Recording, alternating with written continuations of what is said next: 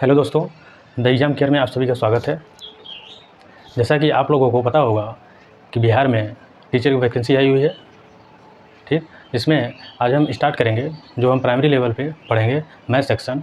BPSC में पूछे गए प्रीवियस ईयर के क्वेश्चन और आगामी जो क्वेश्चन आ सकते हैं, जितनी ज़्यादा संभावना है उस क्वेश्चन के आने की, वैसे हम क्वेश्चन कराएंगे।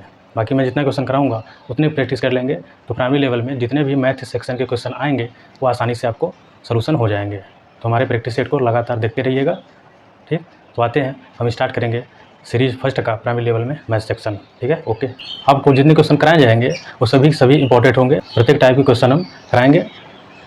तो यहाँ पे आपको क्वेश्चन स्क्रीन पे दिखती रहेगी और बाकी मैं सोल्यूशन यहाँ पे करता रहूँगा, ठीक। अब हम आते हैं क्वेश्चन नंबर फर्स्ट में। इसमें दिया हुआ है वह संख्या जिसका 3/8 और इसके 3/10 से 900 अधिक है, वह संख्या बताइए क्या है। देखिए जो यहाँ पे दिया हुआ है 3/8 और अगला है 3/10। 3/8 संख्या का 3/8 संख्या का ही 3/10 से कितना अधिक है, 900 अधिक है। तो इन दोनों का पहले हम क्या करेंगे, यहाँ पे एलसीएम ले लेंगे, ठीक। तो एलसीएम कितना आएगा, एलसीएम देखिए 8 और 10 का एलसीएम 40 आएगा, ठीक। अगर 8 10 का एलसीएम 40 है, जो एलसीएम आया है ना वही हमारा संख्या माना जाएगा, लेकिन ये पूरी संख्या नहीं है, एक यूनिट की फॉर्म का है। ये जो 40 आया है यहाँ हम 40 का दोनों में क्या करेंगे, यहाँ से गुणा कर लेंगे। और गुणा कर लीजिए तो 8 पंजे क्या हो जाएगा 40 और 10 चौका 40, तो 5 थे कितना हो गया 15 और 4 थे 12। और 12 और 15 में जो अंतर था वही अंतर जो क्या था 900 अधिक है 3/8 वाला। तो क्या करेंगे, इसका अंतर कितने का है 3, यही जो इसका अंतर जब 3 है, 3 अंतर कितने को बता रहा है 900 को। 3 अंतर अगर 900 को बता रहा है तो एक अंतर कितने को बताएगा, क्या करेंगे 900 में हम भाग देंगे किसका 3 का, 3 3 9, ये 2 जीरो और है, 2 जीरो और बढ़ जाएगा। तो कितना आ गया, एक हमारा अगर 300 को दिखा रहा है तो टोटल है कितना, हमारा जो एलसीएम आता है वही हमारा टोटल संख्या बताती है। तो 40 टोटल हमारा 40 है। एक अगर 300 को बता रहा है तो 300 का इसी में गुणा कर लीजिए तो 40 का पूरा बताने लगेगा, पूरा संख्या कितना आ जाएगा 4 3 12, कितने जीरो बढ़ेंगे 1 2 3, 12,000। तो 12,000 देखिए कौन सा ऑप्शन में है, ऑप्शन बी। हमारा बी क्या हो जाएगा यहाँ पे सही हो जाएगा। Question number 2। क्वेश्चन नंबर 2 में क्या कर रहा है कि एक परीक्षा में एक छात्र एक निश्चित संख्या को 5/12 का पता लगाने के लिए कहा गया था, लेकिन उसने क्या किया, गलती से 5/6 का पता लगा लिया। तो उसका सही उत्तर जो है, सही उत्तर से 200 अधिक आ गया। जितना आना चाहिए था उत्तर उससे क्या है 200 अधिक आ गया। तो संख्या बतानी है, वो संख्या कौन सी थी। तो 5/12 जो है उसको करना था 5/12 से, संख्या का 5/12 निकालना था, उसने निकाल दिया संख्या का 5/6। तो हमें संख्या पता लगानी है, तो क्या करेंगे, दोनों का जो एलसीएम आएगा वही जो संख्या आएगी एलसीएम क्या होगी, संख्या का एक यूनिट के फॉर्म में हो जाएगी। तो 12 और 6 का एलसीएम कितना है उसको देख लेते हैं। 12 6 का एलसीएम कितना आएगा 12 आएगा। अब जो 12 है इसमें भी 12 गुणा कर लीजिए, इसमें भी 12 गुणा कर लीजिए, एलसीएम का गुणा इन दोनों में कर लेंगे तो हमारा क्या हो जाएगा 12 12 से कट गया और 6 दूनी कितना हो जाएगा 12। तो 5 यहाँ से 5 हुआ, यहाँ कितना हुआ 5 दूनी 10। तो ये क्या था कि 200 अधिक हो गया, जब 5/6 से गुणा किया 200 अधिक हो गया। तो कितने का अंतर आया है 5 और 10 में कितने का अंतर है, हमारा 5 का अंतर है। यही जो कितने का अंतर है 5 का, 5 जो अंतर है वही हमारा 200 दिखा रहा है कि 200 अधिक आ गया। तो अंतर ही तो बता रहा होगा उसका जो अधिक है। तो क्या करेंगे, एक का निकाल लेंगे। एक कितना आएगा, अगर 5 200 को बता रहा है तो एक हमारा क्या आ जाएगा 200 में हम 5 का भाग लगा लेंगे, 5 चौका 20 ये 0। तो एक हमारा कितना बताने लगा 40 को। एक अगर 40 बता रहा है तो हमारे पास कितना है एलसीएम में क्या कहेगा, वो संख्या का यूनिट फॉर्म में। तो एक अगर 40 बता रहा है तो 12 कितने को बताएगा, 12 गुणे 40 कर लीजिए, कितना जाएगा 12 चौक 48। तो हमारा संख्या जो है 480 होगा। देखते हैं ऑप्शन कौन सा है 480, सी ऑप्शन। तो क्वेश्चन नंबर 3 में आते हैं। इसमें दिया हुआ है यदि किसी भिन्न के अंश को 20% कम कर दिया जाए तथा हर को 80% बढ़ा दिया जाए तो भिन्न हमारा 16/55 हो जाएगा। तो भिन्न क्या है आइए देखते हैं। इसमें देखिए जो हमारा भिन्न है हम उसको क्या मान लेंगे x/y के रूप में, और जो x है जो हमारा अंश है उसको क्या कर रहा है 20% कम कर दे रहा है। तो हमेशा 100 पे निकलता है सब कुछ, तो हम क्या करेंगे 100 में से हम 20% को घटा लेंगे, जितना आएगा परसेंटेज में बन जाएगा। और हर जो है 10% बढ़ा दे रहा है, तो 100 पे क्या करेंगे हम 10% यहाँ पे बढ़ा लेंगे, तो ये हमारा परसेंटेज। अगर अंश और हर को 20% कम किया और 10% बढ़ा दिया तो हमारा भिन्न जो है वो हमारा 16 कितना हो गया 55, ये दिया हुआ है। आते हैं सोल्यूशन कर लेंगे। तो x/y उड़े यहाँ कितना दिया हुआ है 100 में 100 घटाएंगे 80 आएगा, 80 परसेंटेज, y का किसमें 110% हो जाएगा, 110% बराबर 16/55। अब क्या करिए, परसेंटेज कट जाएगा, ये 0 इससे कट जाएगा, 8 से काटेंगे 8 दूनी 16, 11 से काटेंगे 11 पचे 55। तुम्हारा x/y क्या था, भिन्न नहीं था, स्टार्टिंग में माना गया था, ये किसके बराबर हो गया 2/5। यही हमारा क्या हो जाएगा आंसर। क्वेश्चन नंबर 4 में दिया हुआ है, ये सबसे बड़ी और सबसे छोटी ऋण संख्या है। ऋण संख्याओं को क्या बोलते हैं, अभाज्य संख्याएं बोला जाता है, जो सिर्फ अपने से कटे और एक से कटे बस। तो जो 100 से छोटी है उसका अंतर क्या होगा, तो हमको ये बताइए सबसे बड़ी अभाज्य संख्या क्या होती है, 100 के अंदर की बात कर रहे हैं। यहाँ देखिए दिया हुआ है जो 100 से छोटी है, इसका मतलब क्या हो जाएगा 97। 98 क्या होगा, 2 से कट जाएगा, 99 भी 3 से कट जाएगा, 100 से अंदर होनी चाहिए। तो 97 क्या है, किसी के टेबल में नहीं आता, किसी के पहाड़ में नहीं आएगा, तो 97 हमारा सबसे बड़ी 100 के अंदर की सबसे बड़ी अभाज्य संख्या है। और इसमें हम क्या घटाना है, अंतर कर रहा है ना, देखिए यहाँ पे अंतर दिया हुआ है। सबसे छोटी ऋण संख्या, सबसे छोटी ऋण संख्या क्या होती है, ये हमारी होती है 2 सबसे छोटी अभाज्य संख्या है। अभाज्य संख्या को ऋण संख्या कहते हैं। 7 में से 2 गया, यहाँ 5 हो जाएगा, 9 कितना आ गया 95। देखिए आंसर में है डी, ऑप्शन डी क्या हो जाएगा यहाँ पे सही। आते हैं क्वेश्चन नंबर 5 में, इसमें दिया हुआ है पहली 7 अभाज्य संख्याओं का योग बताना है। तो पहला जो 7 अभाज्य संख्या है उसको लिख लेते हैं। 2 से स्टार्टिंग होती है, सबसे छोटा हमारा 2 है, इसके बाद 3 है अभाज्य संख्या, 3 के बाद क्या आएगा 5, 5 के बाद 7, 7 के बाद आपका आएगा 11, 11 के बाद 13। तो पहली 5, 1 2 3 4 5, यहाँ देखिए कितने कहा था 7 अभाज्य संख्या, तो 13 के बाद क्या आएगा 17। ये हमारी 7 अभाज्य संख्या है पहली। तो क्या करेंगे, इसका क्या निकालना था, योग निकालना था। तो योग निकालेंगे, क्या हो जाएगा 3 2 5, 5 5 10, 10 7 17, 17 में 11 जोड़ दीजिए कितना आ जाएगा 28, 28 में 13 जोड़िए कितना आ जाएगा 41, 41 में 17 जोड़ेंगे तो आपका आ जाएगा 58। ठीक, तो इसका योग निकालना था, तो कितना आ जाएगा 58। आंसर कौन सा है, बी ऑप्शन, बी क्या हो जाएगा सही। क्वेश्चन नंबर 6 में आते हैं, इसमें दिया हुआ है सबसे छोटी गैर ऋणात्मक अभाज्य पूर्णांक।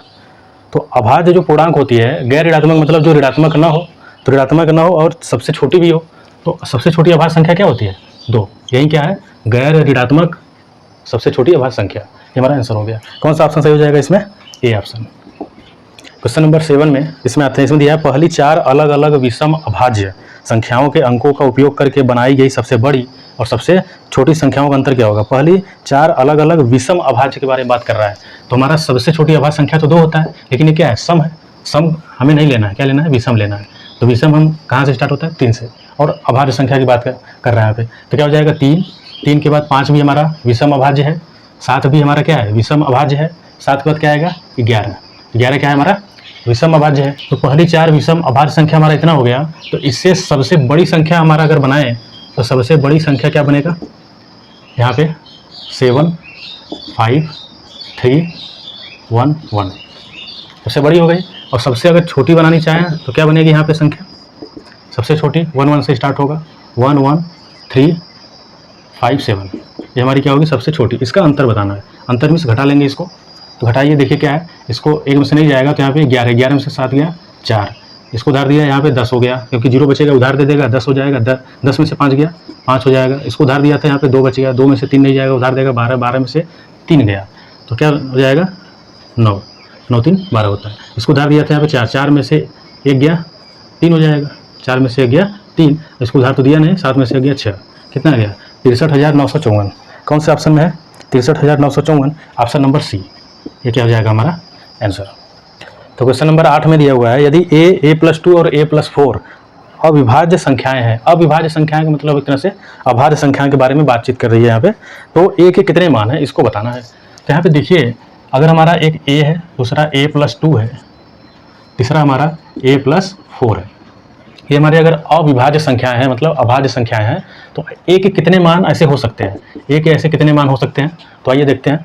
अगर a की वैल्यू यहाँ पे हम क्या रख लें 3, a बराबर अगर 3 रख लें, यहाँ क्या आएगा 3 2 5, यहाँ पे 3 रखेंगे, 3 और 4 कितना होता है 7, तो 3 5 7। इसका मतलब ये हुआ कि इन तीनों अभाज्य संख्याओं में अंतर कितने का होना चाहिए 2 2 का। देखिए 3 में 2 जोड़ेंगे 5 आएगा, 5 में 2 जोड़ेंगे 7 हो जाएगा, और 3 में 4 जोड़ देंगे तब भी 7 हो जाएगा। a के जो मान है कितने पॉसिबल है इसमें, तो कितने पॉसिबल हो सकते हैं, सिर्फ एक ही पॉसिबल होगा। आप जितने भी अभाज्य संख्या लिख लें उसमें से अगर 3 अभाज्य संख्याओं के बारे में बात करेगा, उसमें सिर्फ एक ही अभाज्य संख्या ऐसी है कि तीनों साथ में 2 का सिर्फ अंतर देगा, बाकी जितने भी अभाज्य संख्या हैं उसको लिख लीजिए, वो किसी में 4, किसी में 10, किसी में 12, किसी में 1, 2 नहीं देगा। अंतर उसमें जो है संख्याओं में, 3 अभाज्य संख्याओं के बीच में अंतर सिर्फ 2 का सिर्फ 3, 4, 7, 3, 5, 7 में ही होता है और किसी अभाज्य संख्या में नहीं होती है। ये हमेशा याद रखिएगा, इंपॉर्टेंट है ये। तो कौन से ऑप्शन हो जाएगा इसमें? ऑप्शन नंबर इसमें ए का सिर्फ एक ही मान ऐसा संभव है। आते हैं क्वेश्चन नंबर अगले में।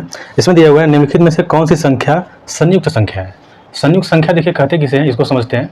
जिसे एक और स्वयं के अलावा कोई और भी संख्या विभाजित हो जाए या फिर उसके गुणनखंड हो तो हमारा क्या कहलाएगा? संयुक्त संख्या। इसका मतलब हुआ कि अभाज्य संख्या को छोड़ के जितने भी संख्या में मिलेंगे सभी क्या कहलाएंगे? संयुक्त संख्या। जैसे यहाँ पे ऑप्शन जो दिया गया है इसमें कहा था कि 15, 24, 33। एक है 15, 24, 33, 3 दिया है और 4th दिया है, इनमें से सभी। तो ये हमारा संयुक्त संख्या है कि नहीं? 15 को हम क्या लिख सकते हैं? 1 गुणे 3 गुणे 5, 3 5 15, 1 कम 15। तो क्या हुआ? 15 को हम 3 पार्ट में तोड़ सकते हैं, ब्रेक कर सकते हैं, जिसका क्या हुआ? 2 से अधिक मिल गया 1, ठीक, 1, 3 और 5 के अलावा। ऐसे 24 है, 24 को हम क्या लिख सकते हैं? 24 को हम 1 से गुणा कर सकते हैं, 8 3 24 होता है, 8 से भी। अगली अगर संख्या ले लें तो यहाँ पे 4 6 24 होता है। अगला जब ले लें कितना जाएगा? 5, 5 से नहीं होगा, 6 6 24 हो गया था, तो 8 3 24 भी लिख सकते हैं। इसके देखिए कितने खंड हो पा रहे हैं, अलग अलग और भी खंड हो सकते हैं, 12 2 24 हो सकता है। तो इसका 1 से ज़्यादा खंड है इसमें। अब इसमें देखते हैं 11 3 33 और 1 भी आएगा। तो 1 और 11 और फिर 33 से भी अगर हम यहाँ पे देखिए 33 एकदम 33 भी होता है। तो 1 33 11 3, इन सभी संख्याओं से 33 क्या है? विभाजित हो जा रही है। तो 2 संख्याओं से ज़्यादा से क्या हो रहा है? विभाजित हो रही है। तो क्या कहलाएगा? ये संयुक्त संख्या। ठीक, तो इसका मतलब हो गया जितने भी अभाज्य संख्या होते हैं उसको छोड़ के बाकी सभी संख्याएं संयुक्त संख्या कहलाती है। अब आते हैं क्वेश्चन नंबर 11 में। इसमें दिया हुआ है निम्नलिखित में से कौन कथन सही है? जो सही हो से उसी को बताना है हमें। तो 2 अभाज्य, ऑप्शन ए में दिया हुआ है, 2 अभाज्य संख्याओं का योगफल सदैव एक अभाज्य संख्या होती है। आइए देख लेते हैं। 2 अभाज्य संख्या, अभाज्य संख्या क्या क्या है? हम 2 ले लेते हैं और 5 ले लिया, कोई भी 2 संख्या ले लेंगे अभाज्य। इसको जोड़िए कितना आएगा? क्योंकि इसका योगफल कहा था, तो 5 2 कितना हो जाएगा? 7। अब देखिए इसमें कहा था योगफल सदैव एक अभाज्य संख्या होती है, 7 तो आ गया है यहाँ पे, लेकिन इसमें आ गया, आगे भी देख लेते हैं। सदैव की बात किया है, हमेशा के बारे में। तो यहाँ पे अगर मैं 3 ले लूँ, यहाँ पे 7 ले लूँ, ये भी अभाज्य है, ये भी अभाज्य संख्या है, 7 3 10, लेकिन 10 हमारा अभाज्य संख्या तो नहीं है। इसका मतलब पहला क्या हो जाएगा? ऑप्शन ए गलत। ऑप्शन बी में आते हैं, एक भाज्य संख्या विषम संख्या हो सकती है। हाँ, ऑप्शन बी ये जो है उसमें कह रहा है कि एक भाज्य संख्या विषम संख्या भी हो सकती है। जैसे हमारा क्या है? भाज्य संख्या 9। अगर मैं 9 ले लूँ, थोड़ा सा बड़ा लिख देते हैं, जैसे 9 ले लूँ, 9 क्या है? भाज्य संख्या नहीं है, 3 से तो भाग चला जाएगा, 9 से भी भाग चला जाएगा। इसका मतलब हमारा जो भाज्य संख्या है वो विषम संख्या हो सकती है, क्योंकि 9 क्या है? हमारा विषम संख्या है। ऐसे ही और भी संख्या ले सकते हैं, जैसे 15 क्या है? विषम संख्या। तो 15 भी क्या है? हमारा 3 और 5 से डिवाइड हो सकता है। इसका मतलब क्या है ये? तो एक भाज्य संख्या हमारा विषम संख्या हो सकती है। अब आते हैं सी ऑप्शन पे, उसको भी देख लेते हैं। 2 एकमात्र सम अभाज्य संख्या है। ये तो हमेशा याद करके रखिए क्या, कि जितने भी अभाज्य संख्या हैं 2 ही ऐसा संख्या है जो कि सम संख्या, बाकी जितने भी अभाज्य संख्या सभी क्या है? विषम संख्या में है। सिर्फ एक ही ऐसा संख्या है 2 जो कि अभाज्य भी है और सम भी है। ठीक, आते हैं अगले में। इसमें दिया हुआ है सबसे छोटी अभाज्य संख्या 1 है। सबसे जो 2 है सबसे छोटी अभाज्य संख्या भी है। इस बात का हमेशा ध्यान दीजिएगा कि 2 क्या है? सबसे छोटी अभाज्य संख्या 1 नहीं है, एक अभाज्य संख्या है ही नहीं। ठीक, तो इसका मतलब कौन कौन सही हो गया? ऑप्शन बी और ऑप्शन सी। बी सी देखिए किस में है? दूसरे में। दूसरा देखिए क्या हो जाएगा हमारे यहाँ पे? सही हो जाएगा। अगले क्वेश्चन में देखते हैं क्या है कि 2 अंकों की किसी संख्या का दहाई का अंक इकाई के अंक से 4 अधिक है। यदि हम संख्या को जो संख्या है उसमें 36 घटा दें तो प्राप्त नई संख्या अंकों की अदला बदली हो जाती है। वह संख्या क्या है ये हमें बताना है। तो ऑप्शन से इसको हम कर लेते हैं। ठीक, ऑप्शन देखिए क्या है? 37 18 दिया हुआ है, एक में 37 दिया हुआ है, एक में 18 दिया हुआ है और 81 दिया हुआ है और लास्ट में कितना दिया हुआ है? 73। तो ए बी सी डी के आधार पर ऑप्शन में देखिए, इसमें जो बोल रहा था कि 2 अंकों की एक संख्या दहाई का अंक इकाई से 4 अधिक है। जो दहाई का अंक है इकाई से 4 अधिक है, ये तो छोटा है, ये तो ऐसे ही चला गया पहले। दहाई का अंक इकाई से 4 अधिक है, ये भी कैंसिल आउट। डी में देखते हैं, दहाई का अंक इकाई से 4 अधिक है, नहीं, ये भी गलत। तो चारों गलत। अब देखिए दहाई का अंक इकाई से 4 अधिक है, हाँ, तो कौन सा ऑप्शन सही हो जाएगा? Option number D. इसको हल करने की जरूरत नहीं हो गई, ऑप्शन से ही सोल्यूशन हो गया। ठीक, कुछ क्वेश्चन ऐसे भी बहुत ऑप्शन से सोल्यूशन हो जाते हैं बहुत आसान तरीके से। इसमें अगर मानेंगे एक्स वाई बहुत लेंदी जाएगा, तो क्या करेंगे यहाँ पे? सीधा सीधा ऑप्शन से हम देख लेंगे। अब अगले क्वेश्चन में आते हैं। इसमें दिया हुआ है यदि किसी संख्या के युग्म का HCF हमारा 1 है तो संख्या क्या होगी। अगर HCF हमारा 1 हो तो संख्या क्या होगी। तो इसमें जो ऑप्शन दिया हुआ था विषम संख्या, सम संख्या, संयुक्त संख्या, सहभाज्य संख्या, तो देखिए विषम संख्या क्या होती है। अगर दो विषम संख्या उसका HCF 1 भी हो सकता है, दूसरी संख्या भी हो सकती है। तो विषम संख्या में क्या है कि अगर हम कोई भी 3 ले लें और 9 ले लें, इन दोनों में कॉमन हमें क्या मिल गया, हमें 3 मिल गया। तो कॉमन मिल गया था, ये क्या हो जाएगा हमारा HCF। तो HCF विषम संख्या में हमारा HCF 1 नहीं 3 भी मिल रहा है, इसका मतलब ऑप्शन ए गलत हो जाएगा। सम संख्या के बारे में बात करेंगे तो हम क्या ले लें 2 और 4। इसमें देखिए HCF 2 आएगा, 2 कॉमन ले लेंगे, यहाँ से 2 यहाँ से भी 2 क्या हो गया हमारा HCF हो गया। अगर ये HCF आ गया 2 इसका मतलब क्या है, सम संख्या में भी हमारा नहीं है। क्या नहीं है, जो उसमें बोल रहा था कि HCF हमारा सिर्फ 1 होना चाहिए। तो सिर्फ HCF 1 होने के लिए हमारा क्या कंडीशन है कि हमारा सिर्फ वो सहभाज्य संख्या में होती है। किस में होती है, सहअभाज्य। अगर कोई सहभाज्य संख्या है उसी को, उसमें जो दोनों संख्याओं में कॉमन होगी सिर्फ 1 आएगा। जैसे मैं लिख दूँ यहाँ पे 3 और 4, 3 4 क्या है, सहभाज्य संख्या है, क्योंकि 3 में सिर्फ केवल 3 है और 4 में 2 भी है 4 भी है। लेकिन क्या है इसमें कॉमन कुछ मिल रहा है नहीं, जब इसमें कॉमन कुछ नहीं मिलेगा इसका मतलब है इन दोनों में कॉमन हम क्या लिख सकते हैं, सिर्फ 1। जब किसी में कोई कॉमन न मिले तो समझिए हमेशा उसका सिर्फ 1 होता है। ठीक, तो हमारा क्या हो जाएगा आंसर, सहअभाज्य संख्या, आंसर डी। तो अगले क्वेश्चन में देखते हैं। इसमें दिया हुआ है दो संख्याएं ए और बी सापेक्षतः अभाज्य हैं, ए और बी का मस क्या होगा। दो अभाज्य संख्याओं का मस हमेशा क्या होता है, 1 होता है। तो इसको देख लीजिए थोड़ा सा, जैसे यहाँ पे हम 3 है, यहाँ 5 है, दो अभाज्य संख्या है, इनका मस मीन्स क्या होता है, दोनों में कॉमन चीज़ क्या है, 3 में सिर्फ 3 को लिखेंगे तो क्या लिख सकते हैं, 3 को 1 गुणे 3, 5 को लिखेंगे तो 5 को क्या लिख सकते हैं, 1 गुणे 5। तो इसमें कॉमन क्या मिला, 3 एकम 3 हो जाएगा, 5 एकम 5 मिलेगा।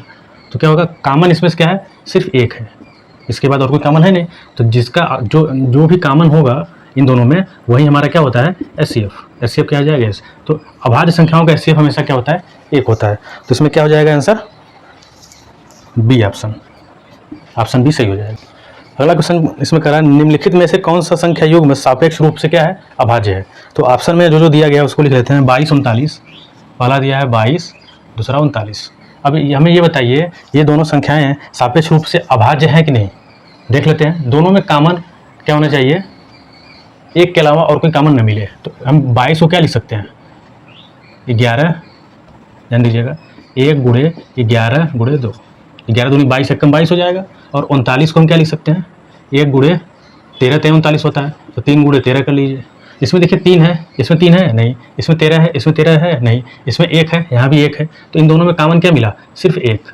जो 1 के अलावा और किसी संख्या से न कटे वही हमारा अभाज्य संख्या कहलाती है। यहाँ देखिए बी ऑप्शन में 3 से कट जा रहा है, जिसका मतलब HCF उसका 3 भी हो सकता है। सी ऑप्शन इसका HCF 2 भी हो सकता है, क्योंकि 2 से 50 भी कटेगा, 52 भी कटेगा। ऐसे ही 6 और 18 जो दिया है डी ऑप्शन, इसमें 6 से दोनों कट जा रहे हैं, इसका मतलब HCF इसका 6 आ सकता है। तो क्या हो गया, बाकी 1 के अलावा जो ऑप्शन ए है इसके अलावा बाकी संख्याएं क्या हो रही है, उसका HCF 1 नहीं है। ठीक, तो ऑप्शन ए सही हो जाएगा। अगला क्वेश्चन इसमें कह रहा है शून्य है, शून्य में 0, जो हमारा 0 है वो क्या है। 0 जो है हमारा सम है कि विषम है कि सम है या फिर विषम, न सम न विषम। इसमें देखते हैं 0 देखिए हमारा एक प्रकार का, इसको हम माने कि एक प्रकार का पूर्णांक संख्या होती है। कौन सी संख्या होती है, पूर्णांक संख्या होती है 0। लेकिन ऑप्शन में तो ऐसा है नहीं, जो ऑप्शन दिए गए हैं उसमें पूर्णांक की बात कर ही नहीं रहा है, उसमें सम विषम की बात कर रहा है। कभी भी जब 0 के ऑप्शन में पूर्णांक ना हो तो क्या कहेंगे वहाँ पे, इसको हमेशा क्या कहेंगे, फिर सम कहेंगे। 0 क्या हो जाएगी, सम संख्या। ठीक, जैसे एग्जांपल में इसको देख सकते हैं, जैसे 1 है, 1 हमारा क्या है, विषम संख्या। लेकिन इसके आगे अगर हम 0 लगा दें तो हमारा 10 हो जाएगा। 10 क्या हो जाएगा, ये दोनों मिला के हमारा 10 हो जाएगा। इसी को बोलेंगे क्या है, सम संख्या है, विषम तो नहीं रहा। जैसे हमारा विषम संख्या 9 है, 9 के आगे 0 लिख देंगे, 90 हो गया। 9 तो हमारा सम संख्या था, 9 हमारा विषम संख्या है, लेकिन 0 लगाने से क्या हो गया, सम संख्या। तो 0 क्या है, सम संख्या बना दे रही है, इसका मतलब 0 हमारा एक सम संख्या के रूप में माना जा सकता है।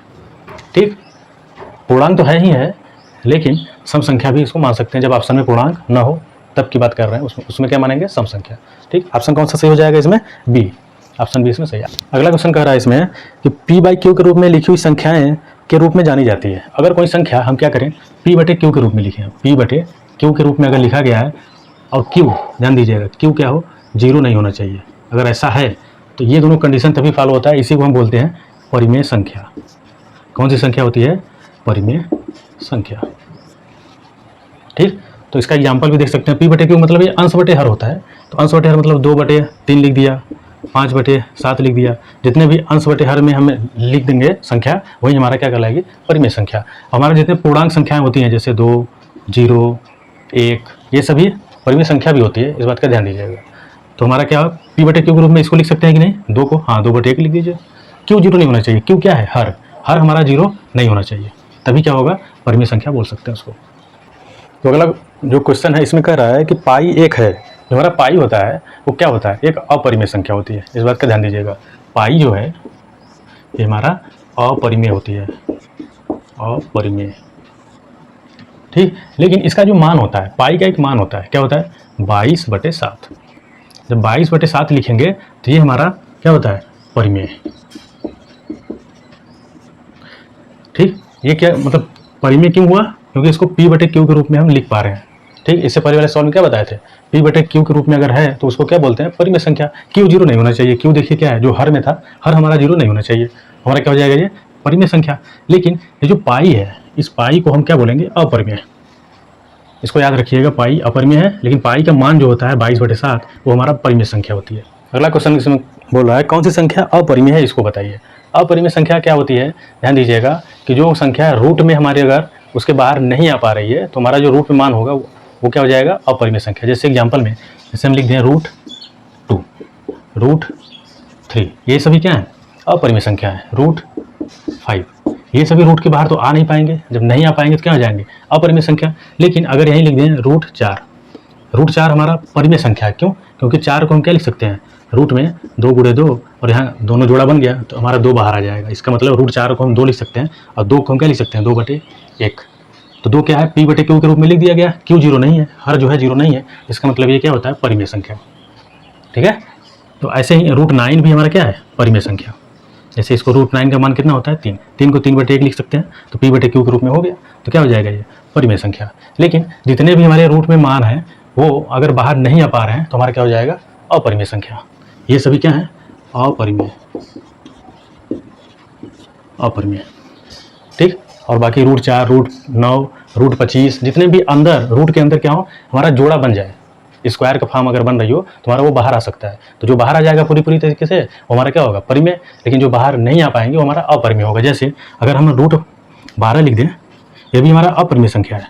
क्यों, क्योंकि √12 को क्या लिख सकते हैं, √4 × 3, 4 3 12, 4 से हमारा 2 तो बाहर आ जाएगा। इसको अगर लिखेंगे तो क्या मिलेगा, 2 × 3, लेकिन × 3 हमारा बच गया, ये जो × 3 है बच गया। 2 तो हमारा परिमेय ले सकते हैं, लेकिन परिमेय में यहाँ पे × 3 हमारा अपरिमेय है।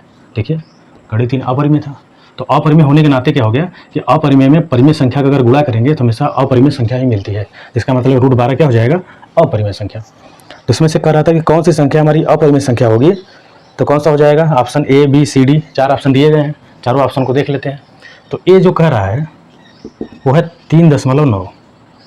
अब 3.9 देखिए परिमेय है कि नहीं, इसको क्या लिख सकते हैं, 39/10 लिख सकते हैं क्या, दशमलव हटाएंगे तो नीचे क्या हो जाएगा, 10 हो जाएगा, दशमलव यहाँ से हट जाएगा। तो ये हमारा परिमेय संख्या हो गया, क्योंकि p/q के रूप में लिख दिया, क्यों हमारा 0 नहीं है, तो हमारा ये परिमेय संख्या है।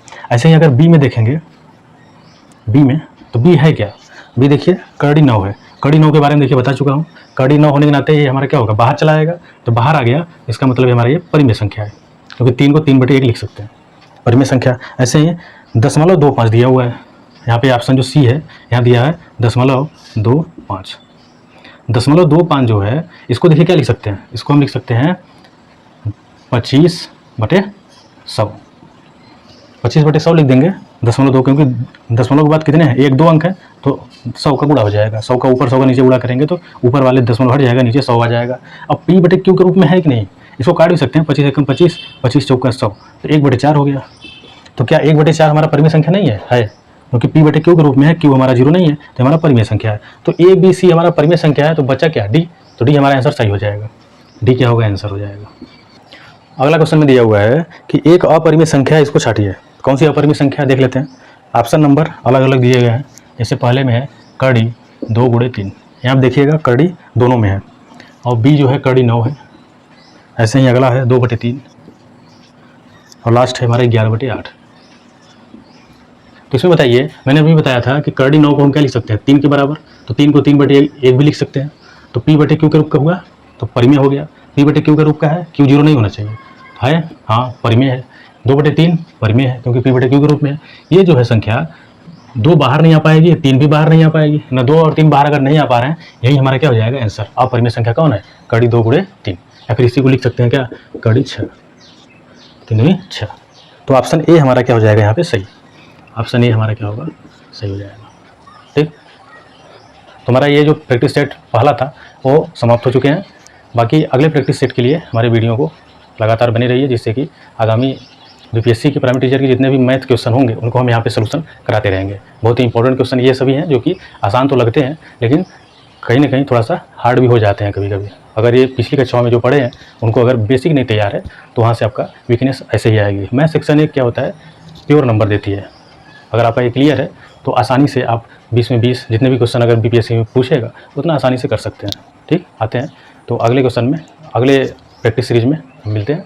ओके, धन्यवाद।